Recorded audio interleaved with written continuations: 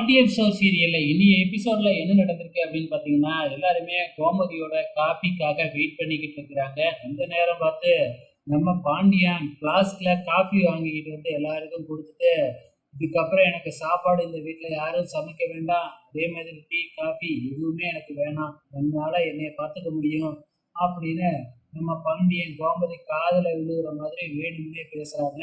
So இதெல்லாம் முடிஞ்சதுக்கு அப்புறம் என்ன நடக்குது அப்படின்னா, அப்படியே கடைய காமிக்கிறாங்க. ஸோ நம்ம பாண்டியனும் சரவணனும் வழக்கம் போல கடையில இருக்கிறாங்க. அப்ப எதர்ச்சியா பழனி இங்க வராப்புல.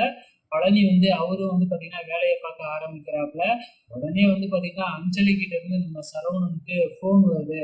ஃபோன் வந்த உடனே நம்ம சரவணன் கடையில பொருள் கொடுக்கணும் அப்படின்னு ஒரு பொய்ய சொல்லிட்டு ஒரு பாக்ஸை தூக்கி ஓடிடுறாப்புல.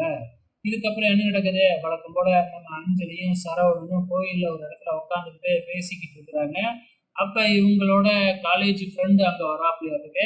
வந்த உடனே ஆரம்பத்துல நல்லா பேசிட்டு போகும்பொழுது என்ன சொல்றாப்புல, ரெண்டு பேர்த்தோட வாழ்க்கையும் இப்படி ஆயிடுச்சு, ஒருவேளை நீங்க ரெண்டு பேரும் ஒண்ணு சேரணும்னு தான் இப்படி பண்ணிட்டானோ என்னமோ அப்படின்னு சொல்லிட்டு போயிடுறாப்புல. அதுக்கப்புறம் என்ன, அஞ்சலியும் நம்ம சரவணனும் ஆமா நானும் அதான் யோசிச்சேன் அப்படின்னு சொல்லி ரெண்டு பேரும் சேர்ந்துடலாம் அப்படின்னு முடிவு பண்ணிட்டு அங்க இருந்து கிளம்ப போற நேரத்துல கரெக்டா தங்கமயிலோட அப்பா பாத்துடுறாப்புல. சோ இவங்க என்ன கலாட்டா பண்ண போறான்னு தெரியல. நேரா போய் பாக்கியத்துக்கிட்ட சொன்னா போதும், அது வந்து பயங்கரமா பிரச்சனை பண்ண ஆரம்பிச்சிடும். கடைசியா நம்ம அரசி நடந்து போய்கிட்டு இருக்கும் பொழுது நம்ம குமாரவேலு மாத்திரை கொடுக்குறேன், அப்பத்தாவுக்கு மாத்திரை கொடுக்குறேன் அப்படிங்கிற பேர்ல கொண்டு வந்து கொடுக்குறாப்புல. அதுக்குள்ள பார்த்தா 2 5 ஸ்டார் சாக்லேட் இருக்கு.